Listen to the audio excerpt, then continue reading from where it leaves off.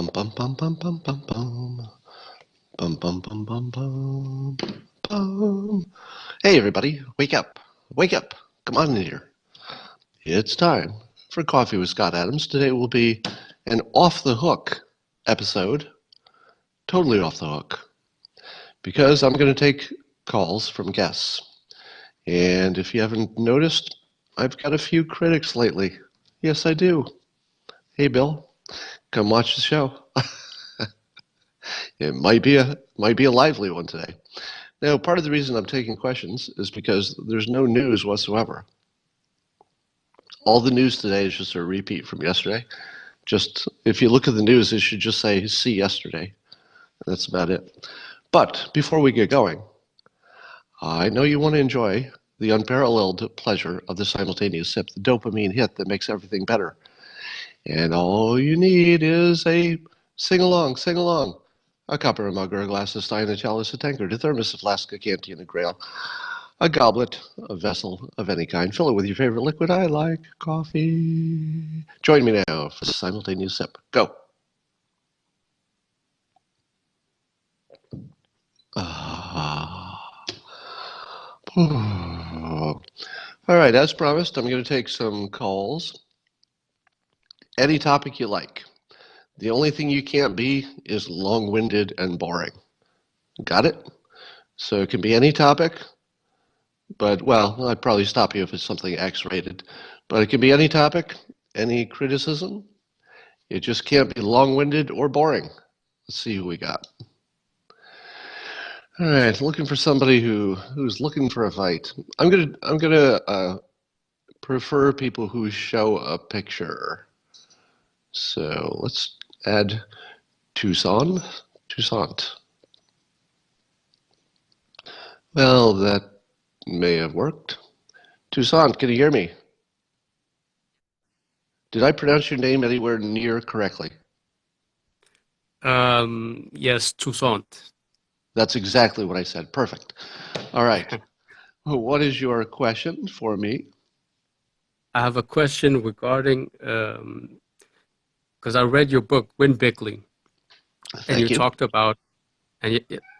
you talked about movies in your head, Yes, and all the movies told you that Trump was going to win. correct. But you recently said that the movies in your head were telling you that Kamala was going to win, but now she's on the ropes. No, uh, so th- I've made predictions based on different strategies for predicting. So when I've used persuasion as the primary variable, when there was something special about the situation where that one variable stood out, which is rare. Normally everything is a multi. I'm trying to keep my cables away from my cat who's going crazy here. Normally there'd be lots of variables and you'd have to assess them all, and that's difficult. In the case of Trump running for president, his toolbox of skills was so extraordinary. It was sort of like watching somebody go to a stick fight, but instead of bringing a stick, he brought a flamethrower. So in that very special case, it was a mismatch. So that's what allowed me to call that correctly. Now, in the case of Kamala, I did not make any predictions based on her persuasion because I didn't really know what it was. I hadn't really watched her enough to know if she had any persuasion game. Turns out she doesn't. She has no persuasion game. One of the worst I've ever seen in a politician. I was basing that entirely on what the Democrats would think would be their best chance to win, which would be somebody who checked enough boxes. Senator, California, woman, person of color, had some experience as a senator, who was young enough. So it was a demographic call, which under the only way that I saw that could go wrong was one of the ways it went wrong. So it's either something weird had happened and she'd pulled out, then I'd be wrong. And of course you can't predict that. The other thing that I suppose I should have been more aware of, but I didn't see coming, I had a blind spot for it, is I really didn't imagine any candidate who could be that bad. It's actually, it just jumps off the page when I see her in public. I think, oh, that's worse than every person who did an interview on every news station today. Every pundit, every senator, every congressperson, every non-political person who is just a pundit, 100% of them do better every time they appear on TV than Kamala does anytime she appears on TV.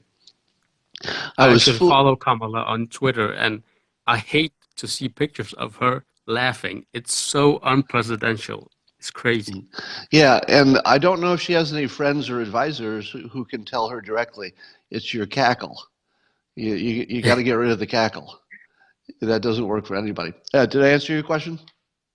Yes, thank you very much. All right, thank you.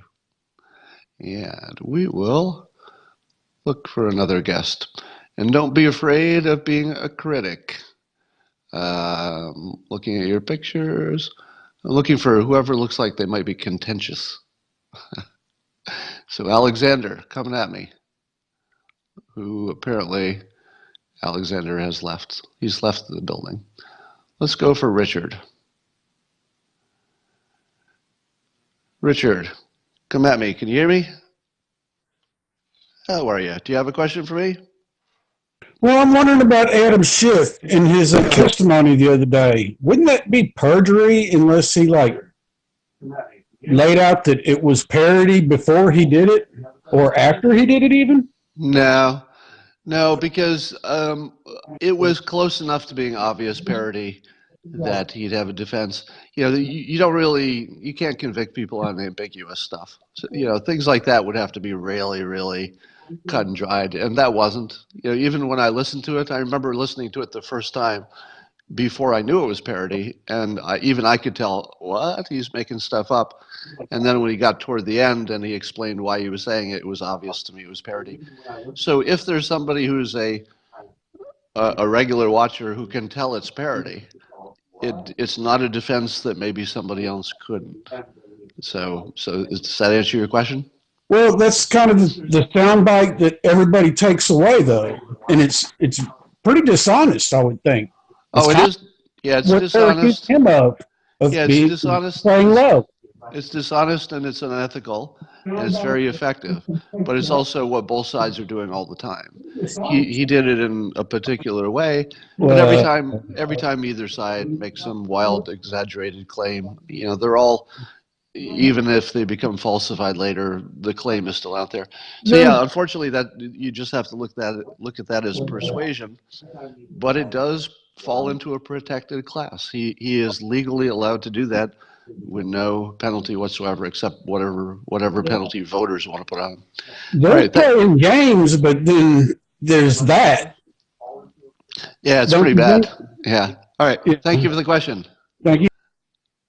Take another. And by the way, you can come at me. Don't be shy if you've got a problem with anything I've done. And I'm sure you must. All right. Guest, can you hear me? Thanks, Scott. What's your name? Daryl. Daryl, what's your question for me, Daryl? Well, I was going to comment on the Adam Schiff thing also, just how effective it's going to be as the persuasion. But the other caller covered that. Yeah. So the two movies thing, what can we do to try to merge the two movies? Because it looks like the country is just so completely divided and living in two different realities. What can we do to try to bring that more together? You can't. It's just impossible. Yeah, no, you can't. You can't bring the bulk of the people anywhere. People are so locked into their team. And because it's a team sport, the people who were, let's say, the thought leaders on each side don't want you to change teams. So as long as your team is saying, no, don't go to that other team, they're all bad, and we will mock you, and the people you love will no longer care for you if you go over there.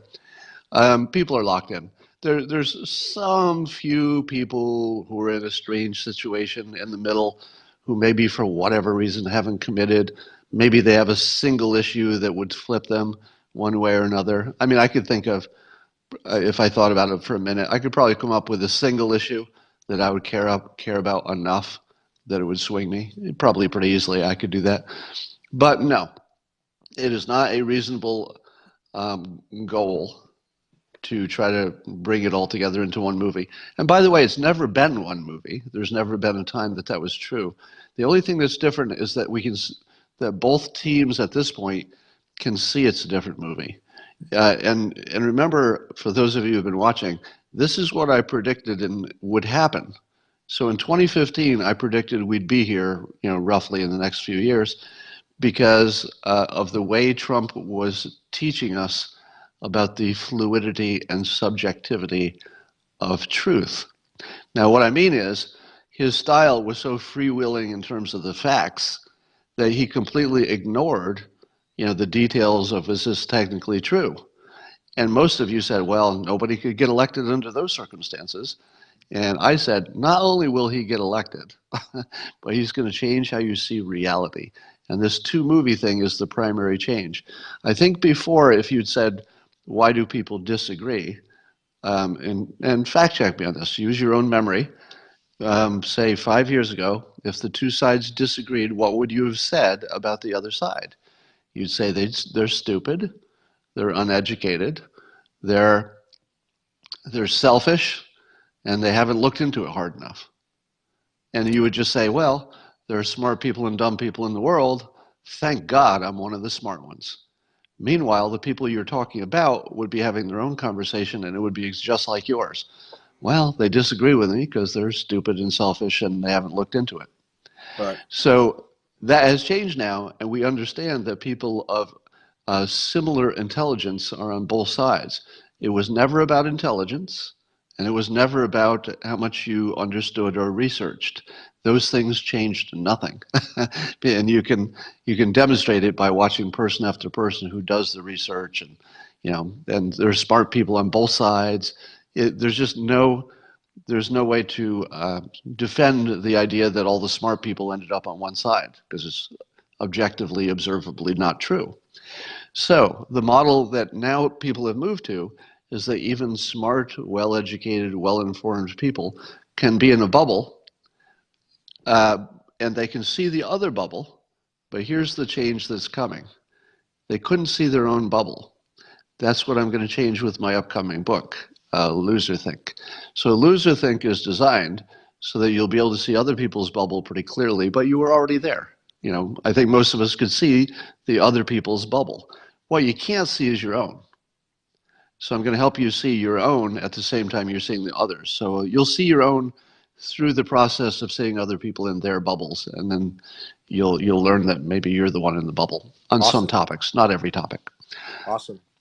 Um, I also have a guest recommendation. Okay. If you could get Brad Parscale on to talk about social media and what they're going to try to do, I think that'd be really informative for the. That's real good. That's a real good idea. I will add him to my short list. Yeah, because what they're going up against Google and Facebook is probably going to be the biggest challenge this campaign's going to have. Yeah, for sure. All right. Thank you so much. Thank you, Scott. All right. We'll take another caller. Yeah, Brad Parscale would be a great guest, wouldn't he? Mrs. Swift. Is Mrs. Swift live? Hello. Are you there? I am there. Do you have a question for me? Well, yes, you did such a good job, I thought, with your letter to the children regarding climate change. Thank you. I was wondering if you would consider doing something like that about a talent stack for children. For example, in school, kids are given goals, and I encountered a kid the other day who said, well, I'm not going to do anymore because I reached my goal of doing, X problem. Yeah. And I was saying you need a system to go forward, not just a goal. Right. Just wondering if you could facilitate that with a letter or an essay or something like that. Well, so I wrote my book, How to Fail at Almost Everything and Still Win Big. So that book was written for somebody who's 14 or older, and it has the systems versus goal and the talent stack and a lot more, to put it in context. So it's really written for somebody who has learned a lot, might have potential, but they haven't figured out how to have a strategy to put together all the things they do into something good. And I know that a few people have summarized the book. If you can believe this, there's somebody who writes books that are a summary of other people's books and puts it on Amazon. So if you had to, I told you, readers, you you could find the shorter book version, and I think if you Googled, you could find other people who have summarized it. But you make a good point. There might be some kind of entry level right? summary of that that could go on 2 pages and would It, make it digestible by that class. I'll think about that. That's actually a pretty good idea. it's Thank you. pictures. All right, your signal is breaking up, so I'm going to go to another caller. So that was an interesting idea. I might do that if I get a little bandwidth, as they say. Let's go to Hansel.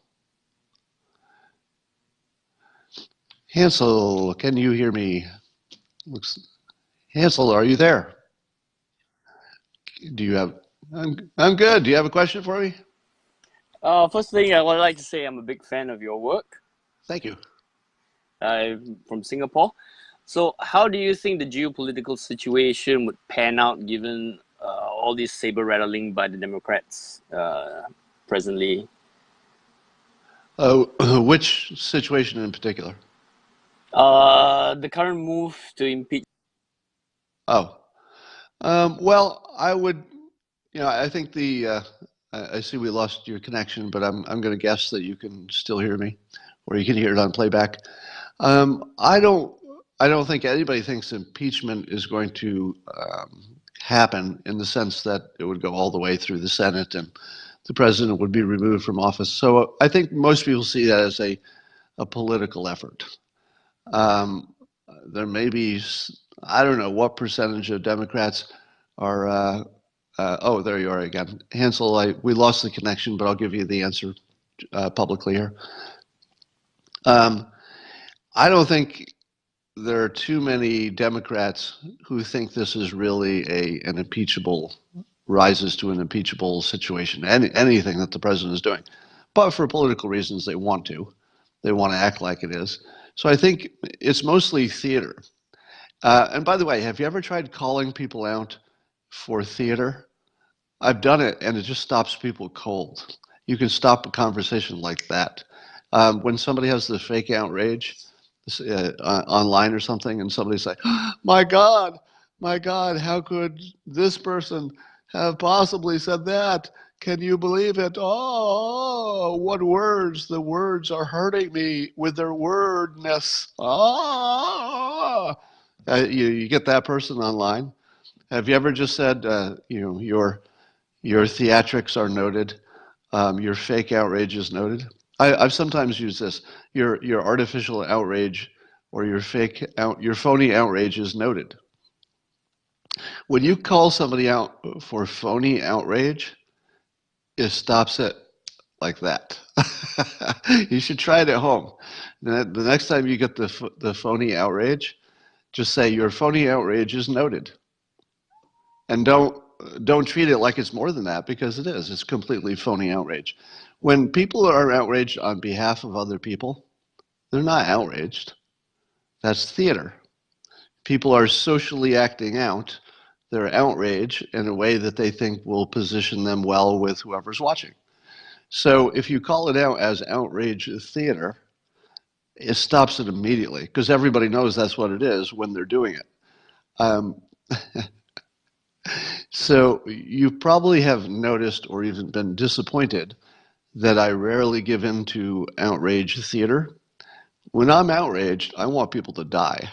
I mean, like, I have real outrage. So, for example, when I'm outraged that China is sending us boatloads of fentanyl and killing tens of thousands of Americans, I'm not, that's not pretend outrage when you hear me say that. When I say that I want Chinese citizens dead, that's literal. I want them actually not breathing anymore.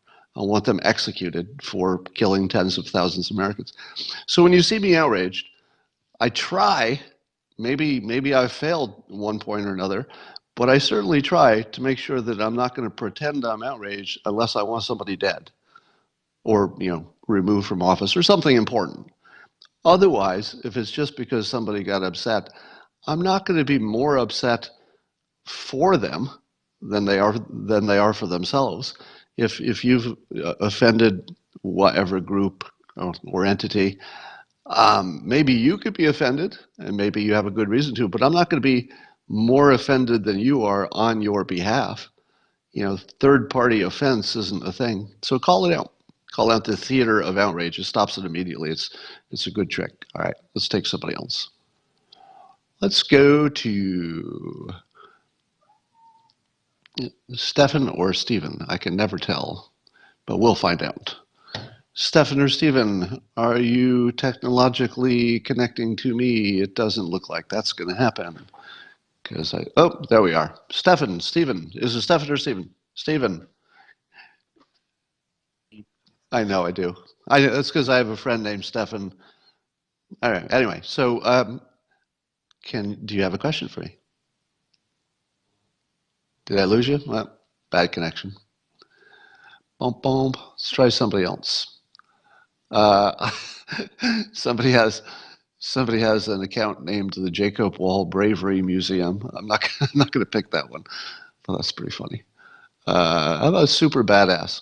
I'm choosing people who have actual photos for their profile. Hello, user. Can you hear me, caller? You very well. Great. What's your name? Sergio. Sergio. Yes. Good to have you. Do you have a question for me? Yeah, the question is on the word grifter. All right. So I'm sorry. Can you say that again? On the what? Oh, the word grifter. Oh, grifter. Yes. Yes. Yeah. Okay. So you mentioned a few days ago that you noticed that it was being used like a weapon. Yes. And you saw signs of it, and you said, "I'm going to deactivate that word." Right. And I saw that you started using it here and there. So that was very clever. If you had seen that, if you had been working for Trump 2 years ago and you had seen Cialdini use the dark word, what would you have done back then to deactivate that word? Or is that what you're trying to do now? Well, the dark word is really hard to deactivate because it's a tough one to turn against your enemy. You notice that the fake news is something that the president has been using quite effectively to delegitimize his critics, both in the press and otherwise. And fake news was originally used against Trump and Trump's supporters. So it was originally used against him, but since he has the more powerful voice, he gets all the attention, he's good at branding, he just took the weapon out of their hand and said, no, you're fake news, and I'm going to make that my thing about you, and he did. It was one of the greatest persuasion moves of all time, is taking the phrase fake news, snatching the gun out of their hand, turning it around, and using it effectively. Now, you couldn't really do that with dark, because dark is designed to fit a specific candidate, right? There's something about Trump that people were worried about in general, and then they put a word to it. It wouldn't have worked as well on Hillary. You would need a different word that people already were primed to think about her. But grifter is such a fresh word, and it's flexible enough that it kind of works on everybody, which is part of its power, but part of what allows you to deactivate it is that it can be overused. In other words, dark is something that people on Twitter are unlikely to call each other.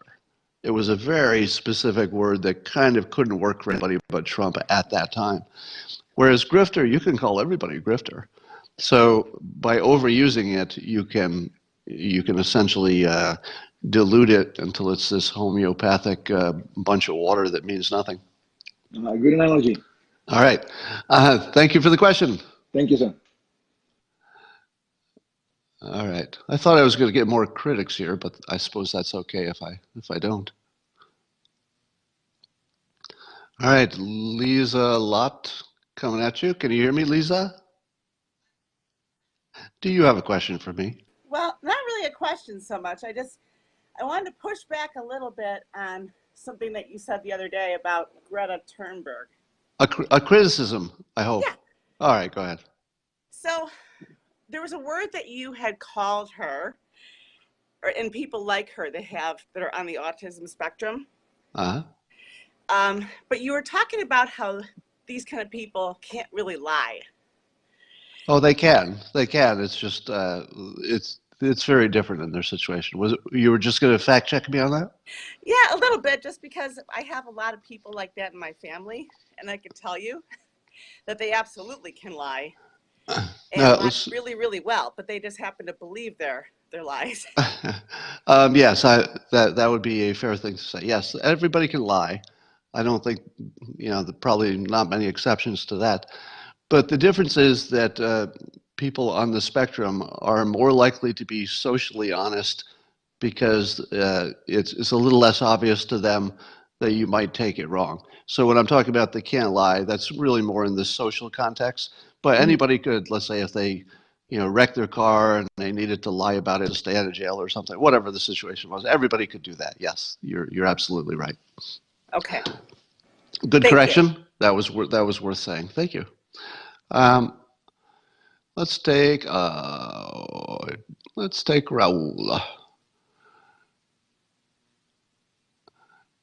Raul, if you connect in a minute, your technology is working. Raul, are you there? Hello. Do you have a question for me, Raul? I thought I'd just take a little bit of a critical side, just to give you a little more of that perspective. Thank you. Yeah, just and to help with the conversation. One thing I'm really concerned about is what I call conflating the bad guy with people who what I call the bad guy, whatever they've done that's bad, a perpetrator or whatever. And with people who share the same characteristics, such as the same nationality, ethnicity, or particular characteristics such as gun owners. For nationality, it'd be Chinese. And what I mean specifically is that if, for a lot of people, as a foreigner myself, and I have my background is I'm particularly sensitive to this, but as a foreigner myself, what happens is a lot of people don't really make it necessarily a distinction between. Losing your connection a little bit. I think where you're going with that was we should speak with more precision about when we're talking about the government of China versus the people of China. The people of China, as far as I know, are awesome. As far as I know, I mean the people, the Chinese citizens who immigrate to this country, first generation, second generation, all awesome. Some are members of my family, as it turns out. So yes, that's a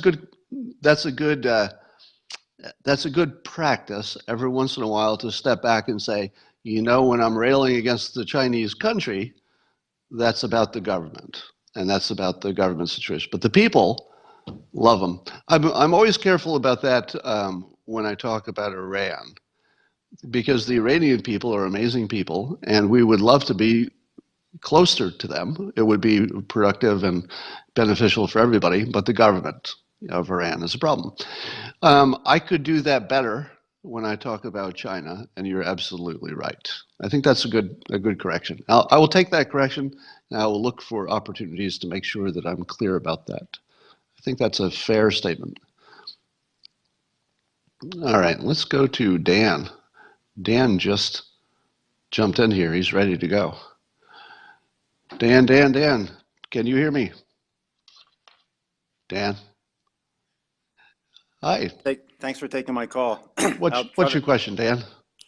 Well, I spoke to you a few months back about the death penalty. I don't know if you remember. I asked if you could give me 90 seconds and I could change your mind, and I didn't.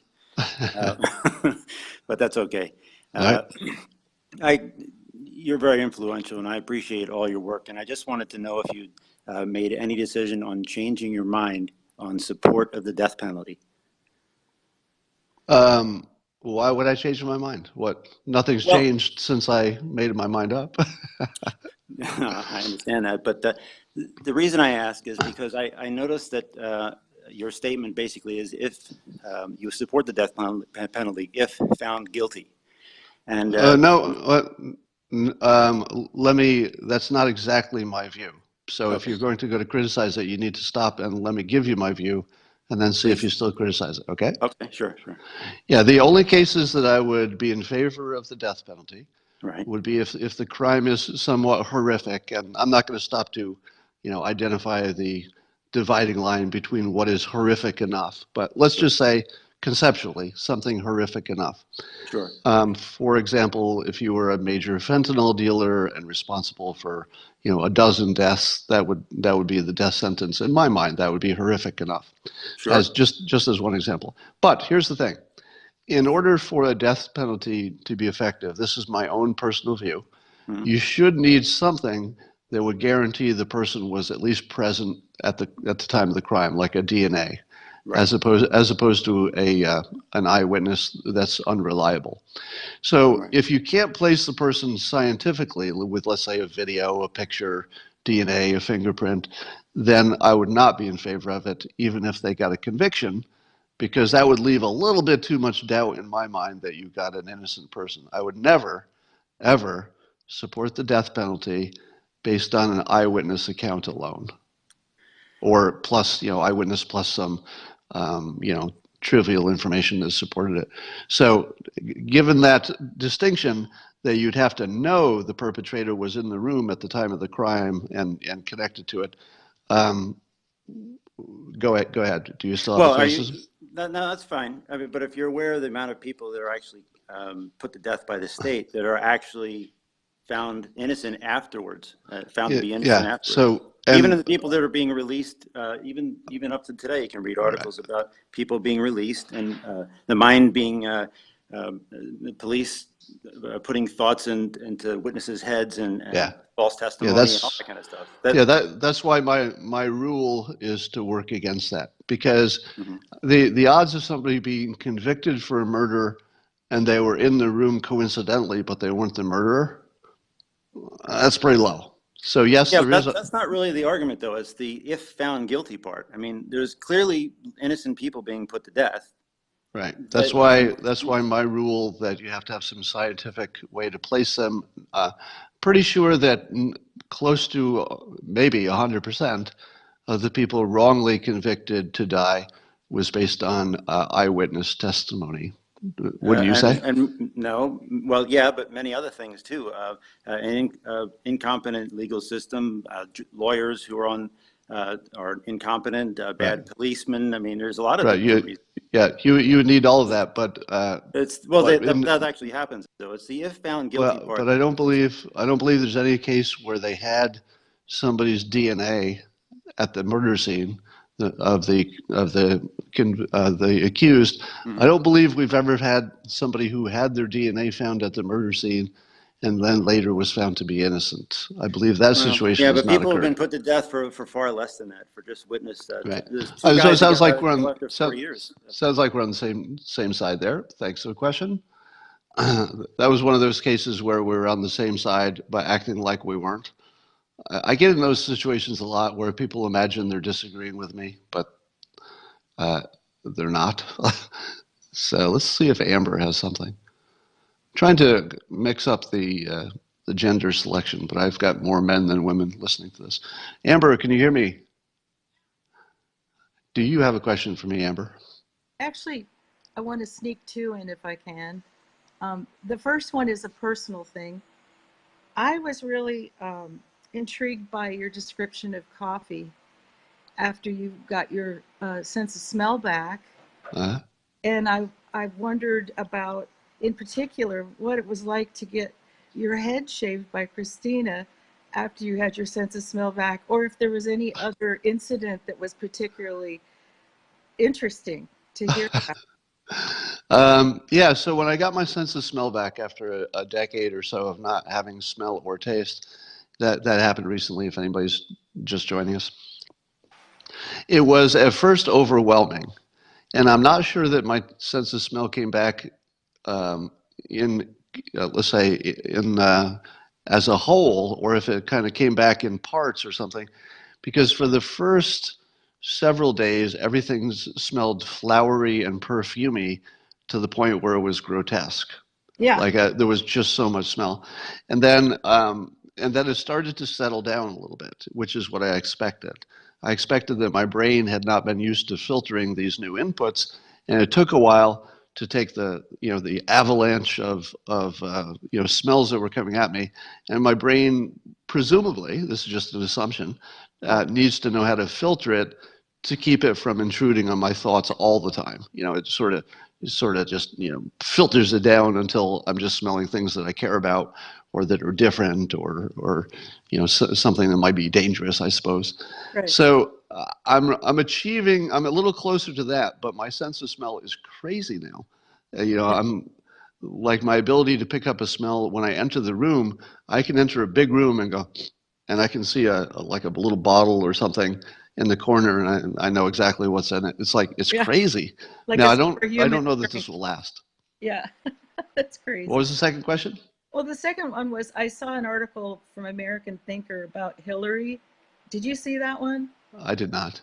Oh, well, it was kind of interesting because it was talking about how she seems like she's getting back into her fighting sort of image, and that she seems like she might try to get back in the race once Biden gets booted out.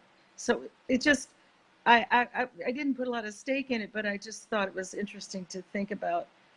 Yeah. Maybe there was one new way that she would find her way back in. No, I think that the odds of Hillary getting in are 0.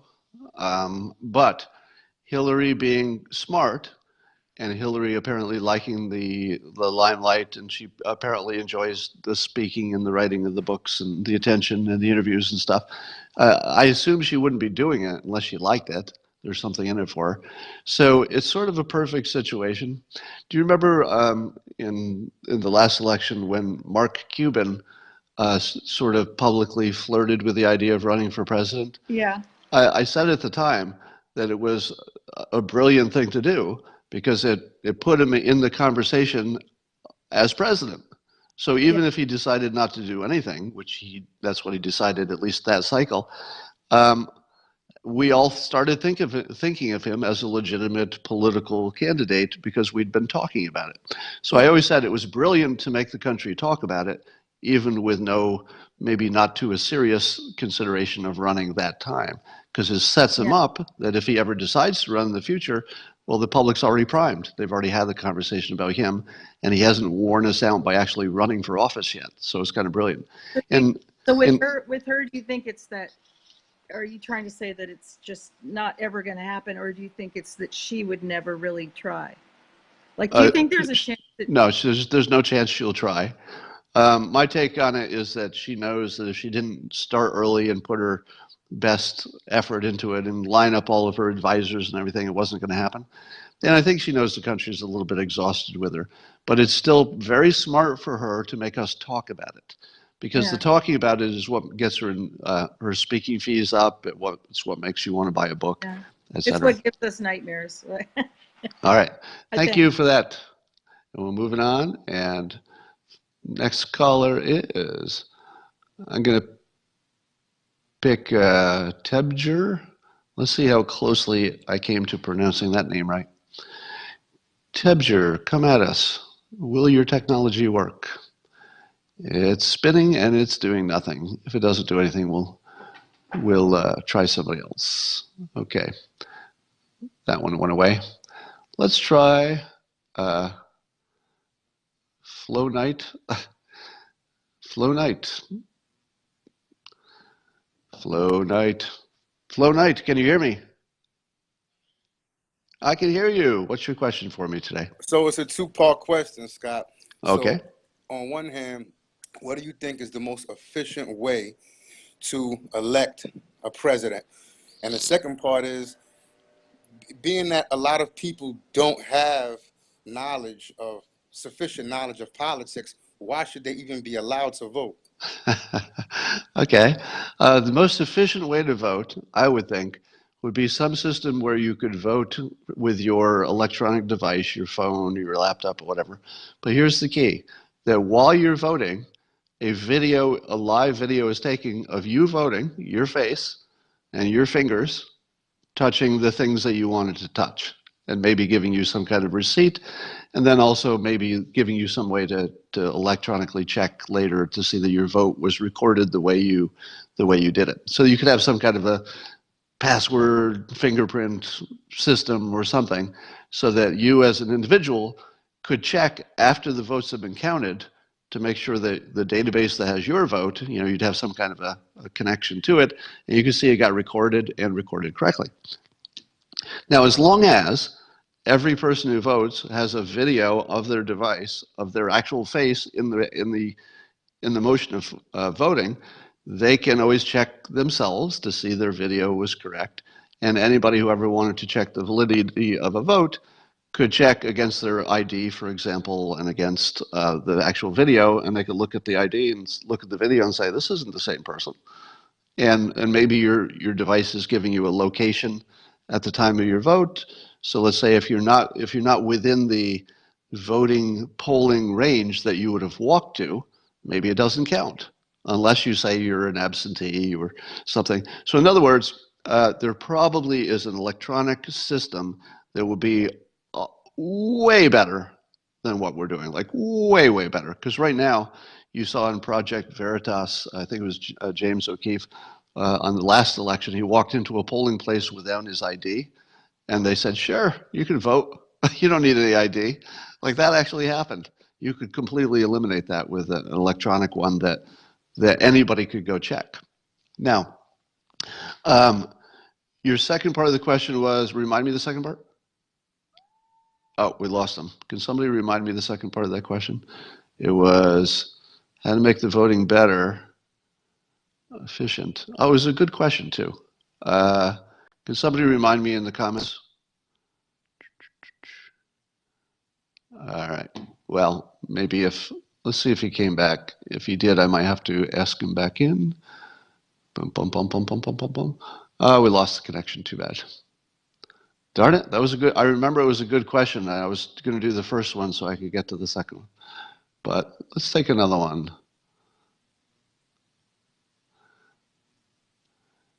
Nancy, can you hear me? Coming at you. Nancy? You don't sound like it, Nancy. Hey, I got a lifestyle question. Sure. I'm in my 50s, and like the last few years, I kind of hit the wall. And I mean, I know everyone's different, and I'm just trying to figure out a way of, I'm sorry. You hit the wall in your career, you mean, or in your life? No. Physically.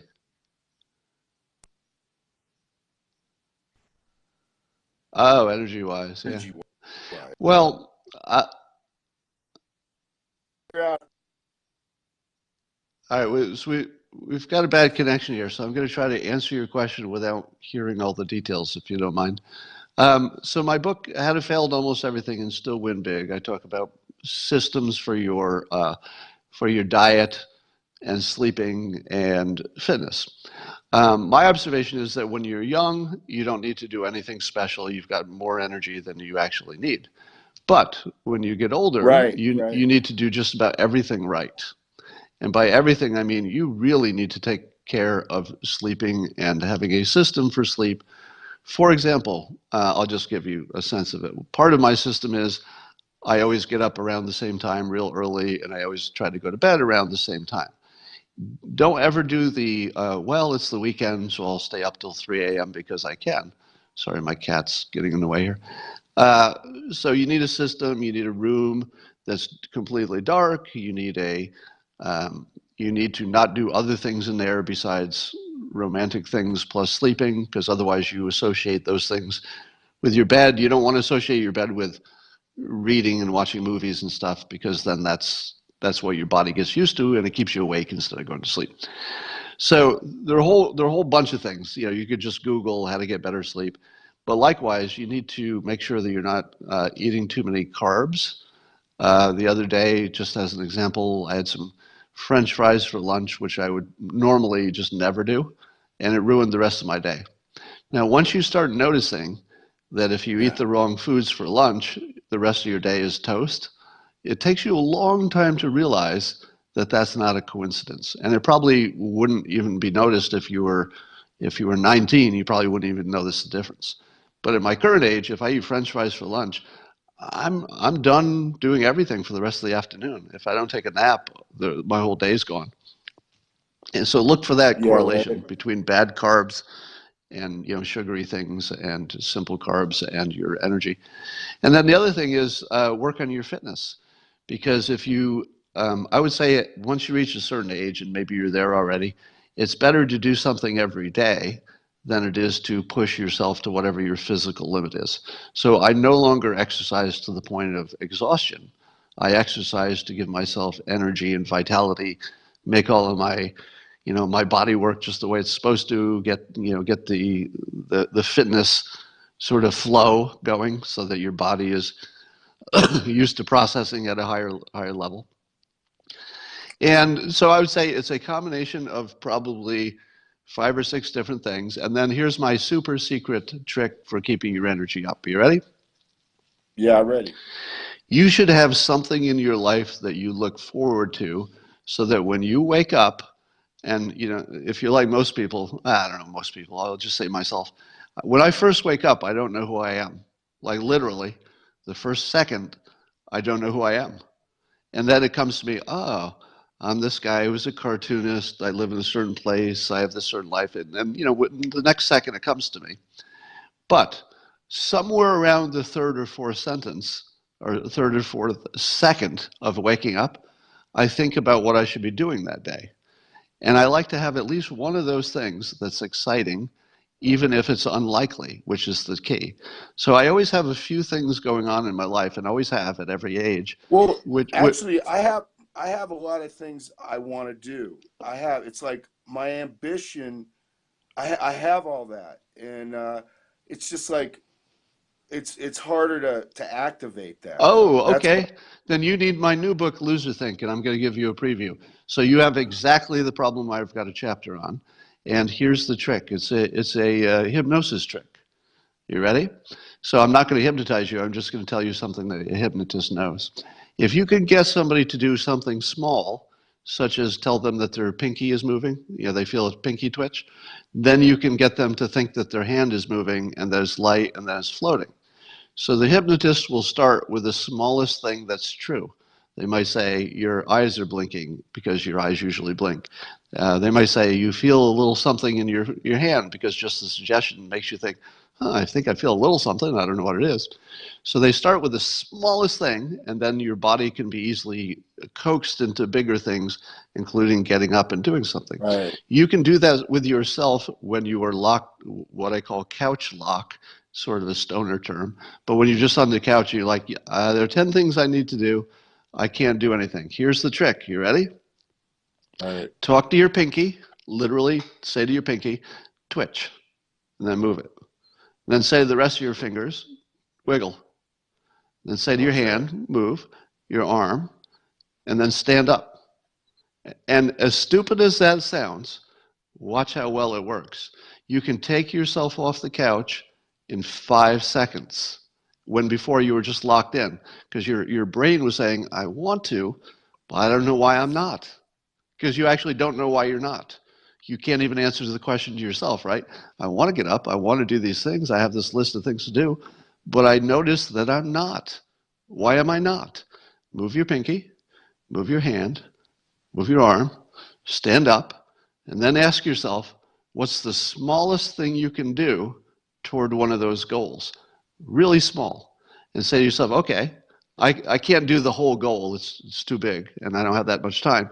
But I could look something up and write down a phone number, so that when I do have time, I can call that phone number, if that makes sense in your process. Or I can do a little research, or I can set up a time to have lunch with somebody. Smallest thing you're willing to do. What you'll find is that on day 2, you'll do a second small thing, and you'll say, I've done 2 things. By the All time right. you've done 4 or 5 things, you start feeling the feedback mechanism. You feel, hey, I'm a guy who did 5 things toward my goal, and it felt pretty good. I actually feel some satisfaction. And then it becomes self-sustaining after a while. Occasionally, you'll have to go back to moving the pinky and to move yourself back in it. But always take the big thing that's stunning you into inaction and shrink it down into its smallest micro step. It's the micro step that works. I always have probably 20 different projects going at any time because I like to stay busy. But most of the time, I can only do a micro step with each one once in a while. And when I have that chance, I'll take the micro step. So, for example, I have a bunch of things I need to fix in my house. It's reached that age. So I couldn't think of all the things I had to fix. It was too big. So I said, okay, I'm going to buy some note cards the next time I'm in CVS. So I buy some note cards. Actually, I think I just ordered them from Amazon because it was even easier. Take my phone out, give me note cards, and they arrive in the mail. Next day, I take my note cards and I open them up and I say, you know what I need to do with these note cards? I wish I had a pen right next to the note cards. So I get a pen, a Sharpie, and I put it next to the note cards. And that was it. That was my work for the day, was taking a Sharpie from the place it was, moving it across the room and putting it next to the note cards. That's how small a step I'm taking. Next time I'm out there, I see the pen, I see the note cards, and I think of a task. I go, I'm going to write down a task on one note card. And then I'll put one task on each note card, and that's it. I wrote down 2 tasks, and then I did something else. All right, so you see how small the tasks can be. All right, I think that's the answer to the question. Let's take another caller here. Let's take Ken. Ken's got his hoodie on there in the picture, looking dangerous with his beard and his hoodie. Ken, are you there? Hey, do you have a question for me? Do you believe in climate change? Do I believe in climate change? Well, Yeah. I would not put it in those terms of belief. Here's what I would say. What we know is that many scientists believe it. What we know is that the basic chemistry is probably true in the sense that there's some elements of climate change which are more credible than others. So the more credible part is that they probably have the physics and the chemistry about right.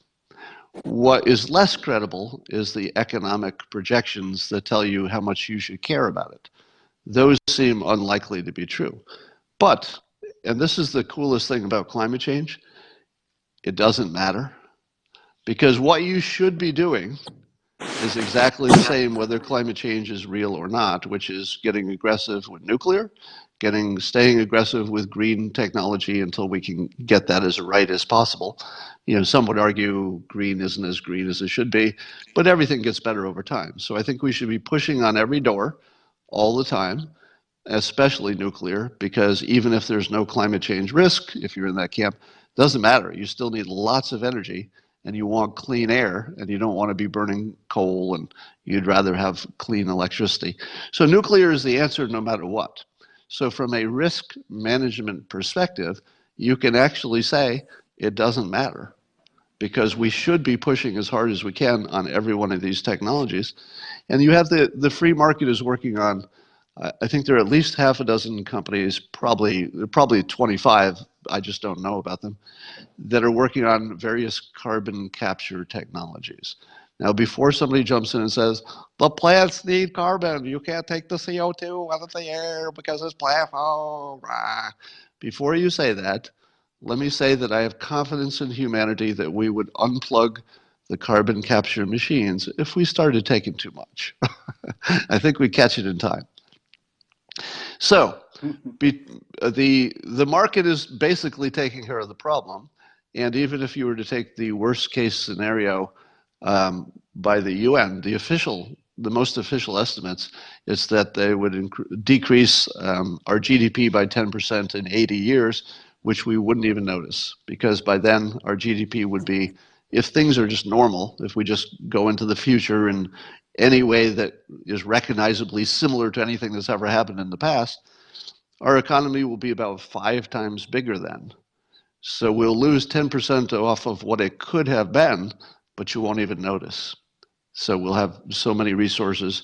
We'll have robots that can relocate buildings from the beach. We'll have desalinization that can suck the ocean water out and put it somewhere else. I mean, we'll have so much by then. What's that? Did you know our government has known about the threat of climate change for 50 years? Well, the government depends who you're talking about. When you're talking about climate change, there's no such thing as the government. There are just lots of government entities with different opinions. And some of them have been that it's going to be too cold and some that it's too warm. I don't subscribe to the theory that because they've been wrong 50 years in a row, which I think is roughly true, the climate predictions have been wrong 50 years in a row. I don't subscribe to the fact that therefore it's wrong now.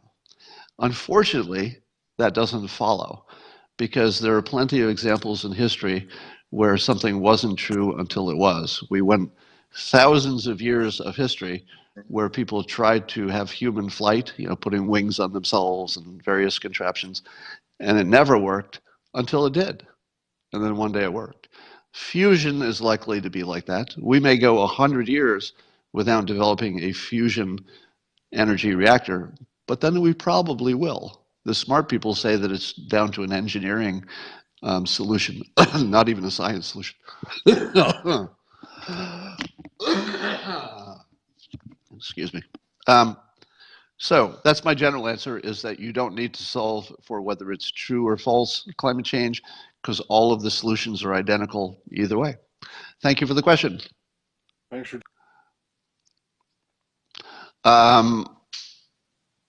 All right, let's go to Pablo.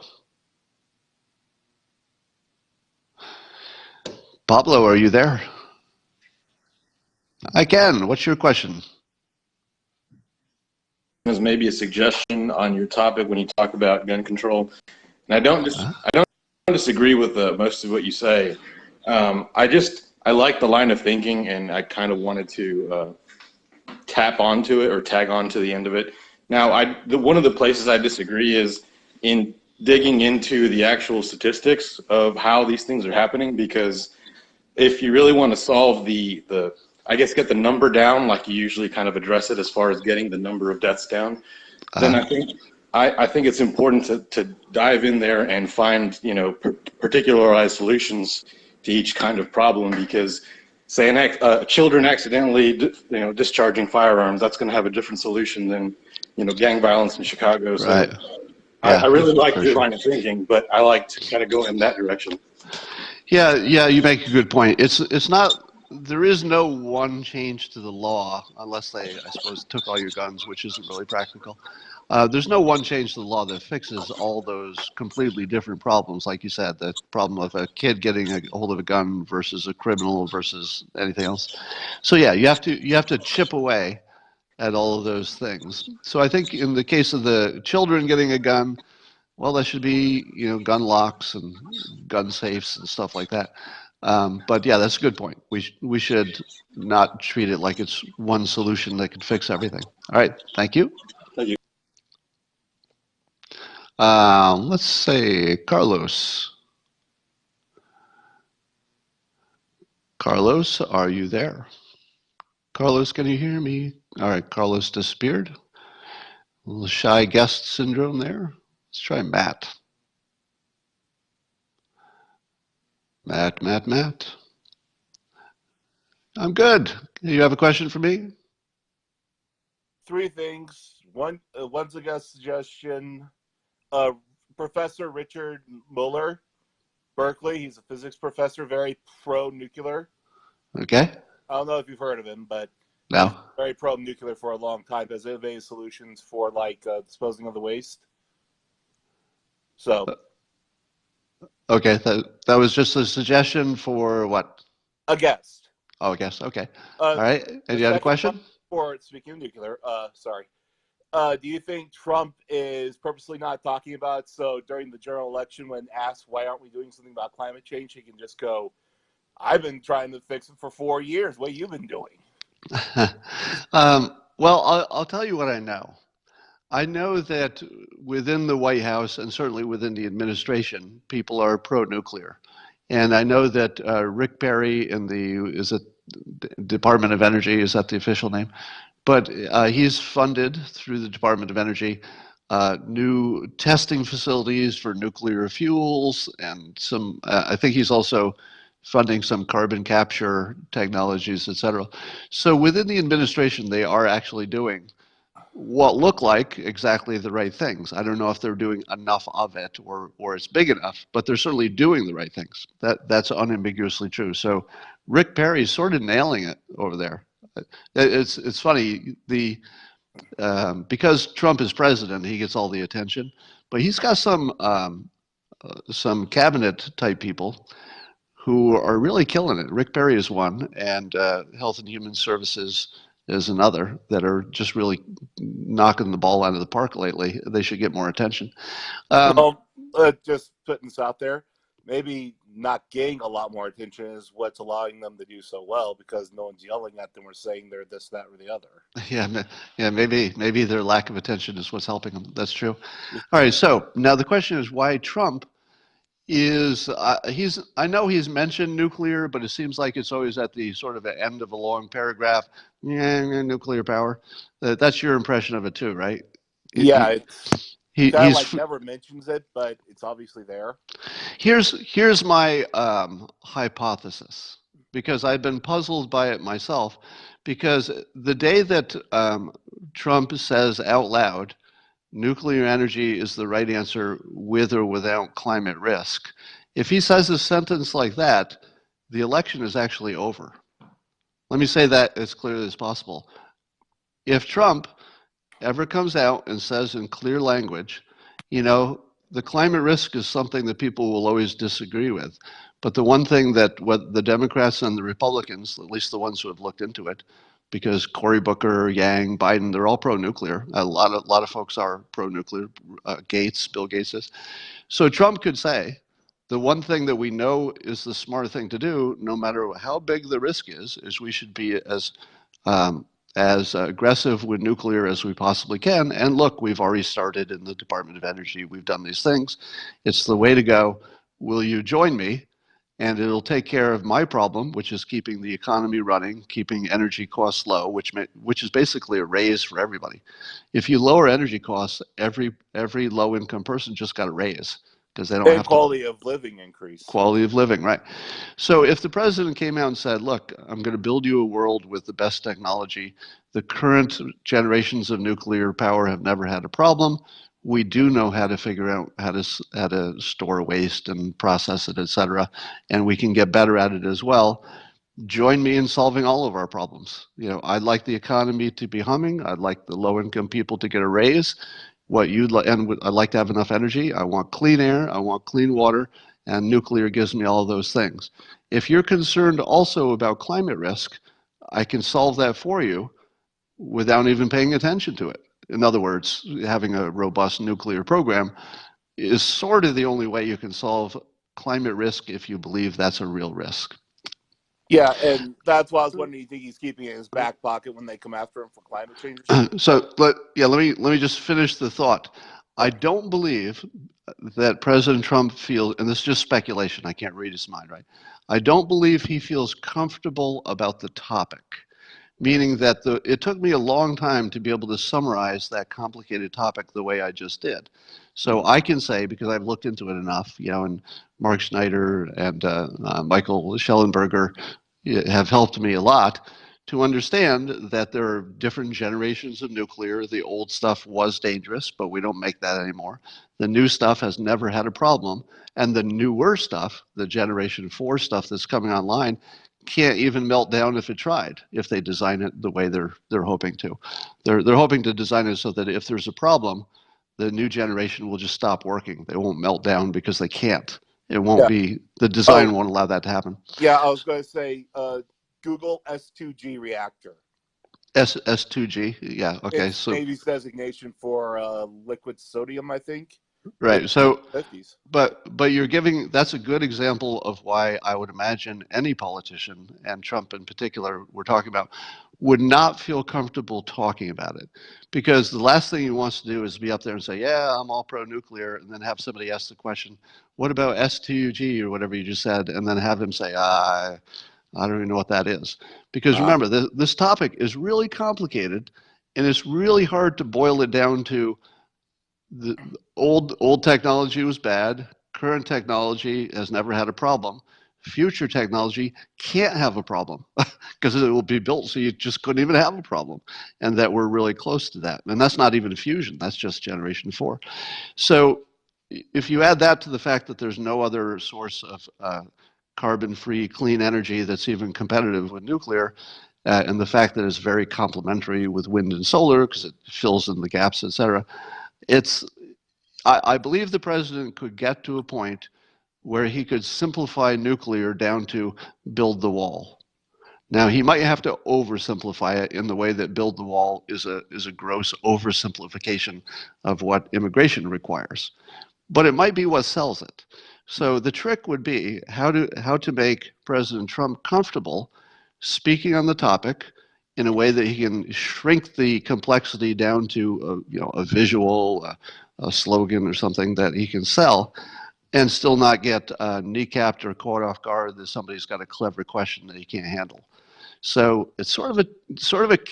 I can see why he wouldn't want to venture into it, because it's going to scare some people, and it comes from him. It might sound extra scary, etc. But if you imagined Bill Gates meeting with Trump, talking about, and by the way, this would save the. Here's a suggestion for saving the world. Are you ready? I don't believe, or at least I've never heard of this happening, that Bill Gates has ever had a meeting with President Trump while he's president to talk about nuclear power.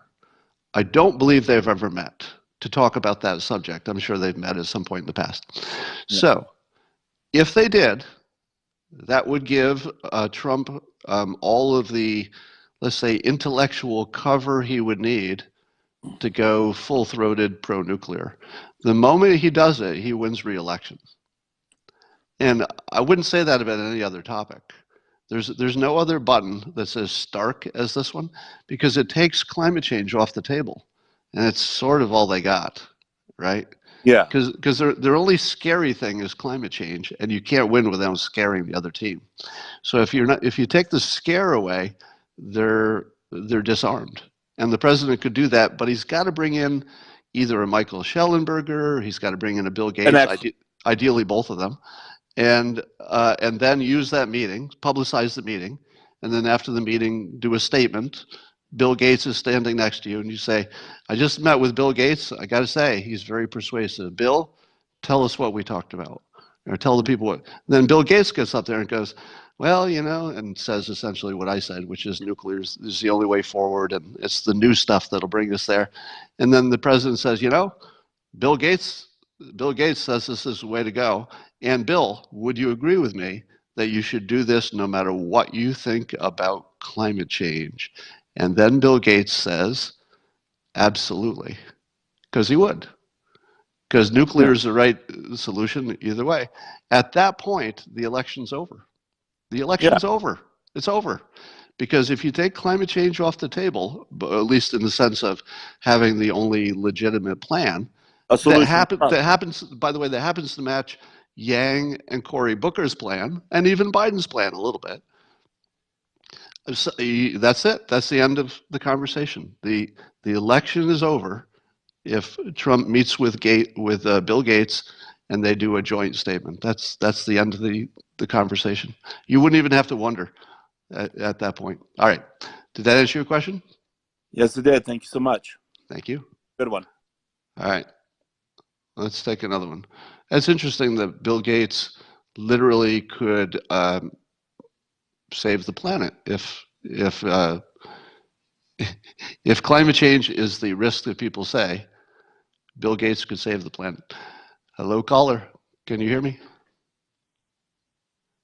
Hello. Do you have a question for me? Well, I first of all would like to say thank you so much for doing these periscopes, and I think most people do get a total charge out of your Dale impression, and I'm wondering, I'm not trying to put more work on your plate, but I'm wondering, have you ever considered doing a political cartoon using Dale as the character?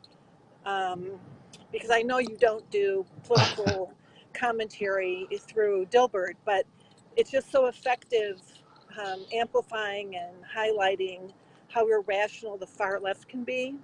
And I think you bring a lot of credibility. Obviously, you bring a lot of credibility to the argument because you claim you're even more far left than Bernie. So Yeah. Well, I, I've thought about political cartooning, of course, because I'm a professional cartoonist, and you can't not think about all the ways that you could be a cartoonist. Um, but I find political cartooning sort of too simplistic. You work all day to make one point that people were already thinking, which is what makes a political cartoon work. You're just amplifying what people are already thinking. If it was something that they weren't thinking, and it was outside of what they would like to think or might think, it just doesn't work. So political cartooning is, as a creative endeavor, is too small. Whereas when I do this, you can see that we could just go everywhere, and we can, well, it's great. cover. I love the Dale, when you bring Dale to the conversation. It's just such a hoot. And the Pope was very good too. For people who missed the introduction of the Pope, or your guest, the Pope, when he was. Well, thank you very much. The recurring characters. All right, I appreciate that. Thank you. Sure. All right, let's take another call. Jonathan looks like he's full of vim. I don't know what vim is, but Jonathan, are you there? I said you're full of vim, and then I don't even know what vim is. It's like vim and vigor, but I think it's a good thing. It looks like you're lively. What is your question for me? So I have a comment and a question. All right. So literally rewatching a YouTube Periscope of yours, I was compelled to make coffee to participate in a simultaneous sip with coffee I didn't even want to make. And the harder I thought about not being persuaded by you, the more determined I became to make that pot of coffee. You're not alone. I hear stories about this all the time. Now, for full disclosure, I think everybody who watches these know that I'm a trained hypnotist and I write about persuasion, right? And it's no surprise, nobody should be surprised that the simultaneous sip is overtly, I'm not trying to hide anything. It's meant to have an influence on you and to develop a habit which you would find pleasurable. Now, part of the problem is that your brain is saying, I don't want to do this. But the other part of your brain is saying, if I do, I might enjoy it more, because that's how I've developed a habit that I just feel like I'd enjoy it a little bit more with coffee. Now, it turns out that coffee increases your mood. So you're improving your mood at the same time you're watching my show, and then those two things get paired. So one of the basics of persuasion is pairing things. So any good feeling, you pair it with whatever you want somebody to feel good about, and the feelings conflate. So I am, and I hope it's obvious to everybody so that nobody feels like they're being manipulated or tricked, because I'm doing it as visibly as possible, associating the goodness of coffee along with some feeling of camaraderie. One of the things about Periscope that's different from any other medium is that this is personal and mass broadcast at the same time. I don't know that anything has ever been like this before, because I'm mass broadcasting, but yet this feels like a one-on-one conversation, like literally right now, but all the time, because I'm looking at real people's comments, and I'm thinking about real people. I'm feeling your feedback in real time. I'm responding to the feedback in real time. It's like this connected entity, and I try to do my part, which is to make it pleasurable and enjoyable and make sure you get something out of it. And so the coffee association creates this little habit that should, and not just should, it obviously is working, over time with reinforcement, and the reinforcement is what makes it powerful. You'll feel a sense of connection to the other people. You'll feel a sense of completing a task, maybe. It's like, hey, I did my sip. And you'll feel the little rush that the beverage gives you, even if you're drinking another beverage you like. So it should, over time, have exactly the effect that you described for something like, a third of the people. There are always going to be other people who are just dipping in and out, people who have never had the first sip of coffee, et cetera. But for about a third, I would predict, would have a pretty strong attraction to having the simultaneous sip. So thanks for that comment. Oh, do you have One more? question. Well, Sure. And to be fair, I only participate in about 50% of the SIPs. That said, I do have a question. So Mark Cuban did mogul support at Wired and answered questions over the internet. And his last comment was responding to Yang asking him to run for president. So Cuban Yang 2024, what's your take? Well, I don't see Cuban getting into it this time because I 2024, don't. 2024. Oh, 2024? 2024, Yang Cuban probably would be impossible to beat. I would agree. They've already got my vote. Yeah. And here's the thing. It's not entirely clear to me that they would even be obviously Democrat or obviously Republican. I feel as if they're carving out a new category of pragmatism. You know, nobody's tried that. As weird as that sounds, nobody's tried pragmatism, meaning if there's a science to it, follow the science. If there's no science to it, see if you can find the science. And if you can't do the science, maybe you can test it in a small way. Test it. So if you put a Yang and a Cuban together, and by the way, do we assume that Cuban would be president in this arrangement, or are you assuming Yang is president? Obviously Cuban. I mean, Okay. All right. Good. Okay, we're on the same page. Cuban would be far more likely to be the president candidate of those two. I, for one, would be really, really interested in a pragmatic set of candidates, and I wouldn't really even care which party they ran in, as long as they were, let's say, intellectually and otherwise committed to following the facts and testing and educating the public and maybe testing some things small, just a rational set of ways to move forward. That would look really, really appealing to me. I got to say, that would be really appealing, because we don't have anything like that, and it's because we don't really have the personnel in place that could pull that off. Could Mark Cuban and Yang pull off the first rational administration? I think they could. They're both special personalities. You don't get a Mark Cuban every day, right? You don't get a Trump every day. You don't get a Andrew Yang every day. They are special characters, and I think that they could have a special role. 2024 is going to be interesting, and if Mark Cuban decides to run in 2024, I'd hate to be running against him. I'll tell you that. So that's all for now, and I'm going to end it here, and I will talk to you all later. Thanks for joining me.